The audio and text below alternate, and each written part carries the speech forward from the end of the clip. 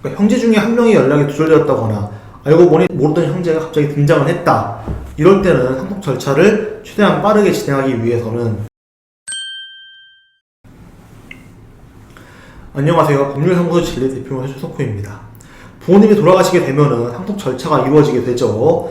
이때 만약 내가 외동이 아니라 형제가 있다. 그리고 그 형제 중에 한 명이 연락이 되지 않는다. 라고 한다면 어떻게 진행을 해야 할까요? 아무래도 공동상속인 중에 한 명이 연락이 되지 않는다고 한다면은 상속재산 분할이 좀 수월하게 이루어지지는 않겠죠.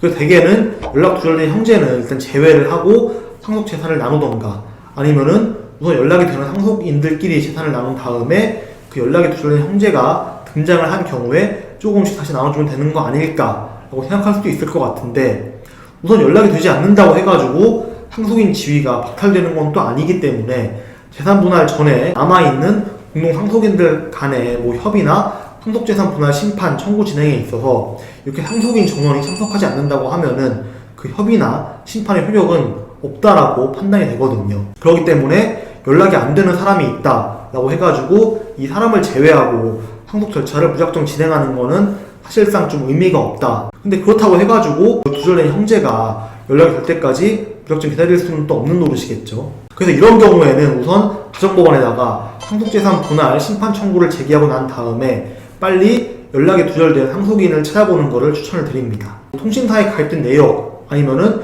출입국 관리소의 그 출입국 사실 조회 등을 통해서 두절이 된 형제의 정보를 확인을 해보고요.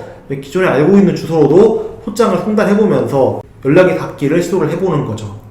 이렇게 소송을 제기하면서 굳이 이렇게 상대방의 주소를 찾는 이유는 이제 소장이 상대방에게 보내신 걸로 간주를 하고서 진행하는 절차인 공시송달 방법이 있기 때문인데요. 혹시나 아무리 이제 연락을 시도해보고 주소를 찾으려고 한다고 해도 상대방을 찾지 못한 경우라고 한다면은 공시송달을 통해서 유효한 상속재산 분할 심판을 받을 수 있기 때문이죠. 그러니까 예를 들어서 부동산 2필지, 건물 1개, 상속재산이 있다라고 할 때 공동상속인이 총 3명인 경우를 좀 가정해보죠.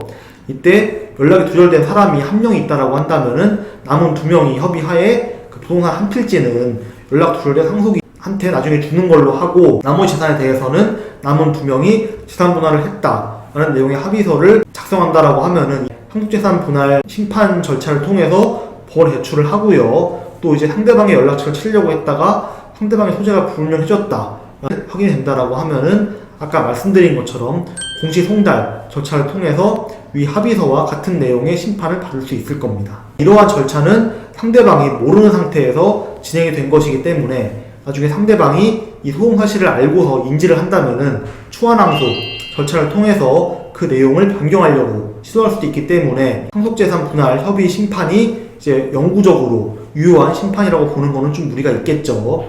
하지만 그럼에도 불구하고 이 방법을 추천드리는 이유는 대부분의 상속인들은 아무래도 상속을 빨리 받아가지고 그 재산을 내 걸로 완전히 만들고자 하는 욕구가 강할 것이기 때문에 나중에 변경이 될 가능성이 약간이나마 있다고 하더라도 최대한 빠르게 유효한 심판을 받는 게 굉장히 중요할 거거든요. 지금까지는 연락이 안 닿는 형제를 설명을 드렸지만은 뒤늦게 다른 형제가 있다는 것을 발견했을 때 주로 이제 배다른 형제가 되겠죠. 그러한 형제가 발견된 경우에도 이 방법을 사용할 수 있을 겁니다. 부모님이 돌아가시고 나가지고 난 다음에 가족관계증명서를 떼보니까 평생 몰랐던 내 형제가 또 있다. 근데 어쨌든 간에 가족관계증명서에 기재가 된 이상에는 이러한 배다른 형제도 역시 상속을 받을 권리가 있거든요. 그러니까 이처럼 상속재산을 분할하는 경우에는 따져봐야 하는 사실관계들도 많고요. 확실하게 정리를 해야 하는 관계인 만큼 법률 전문가의 도움을 받아가지고 이제 어떠한 절차를 진행해야 될지 그리고 어떻게 주장을 해야 할지를 결정하는 것이 가장 좋은 방법이라고 생각이 됩니다. 오늘은 연락이 두절된 형제가 있는 경우 아니면은 내가 모르던 형제가 있는 경우 상속재산 분할을 어떻게 해야 할지에 대해서 설명을 드려봤는데 도움이 되었기를 바랍니다. 모두 영특한 채널 구독해주셨죠? 알림 설정과 좋아요도 부탁드리겠습니다.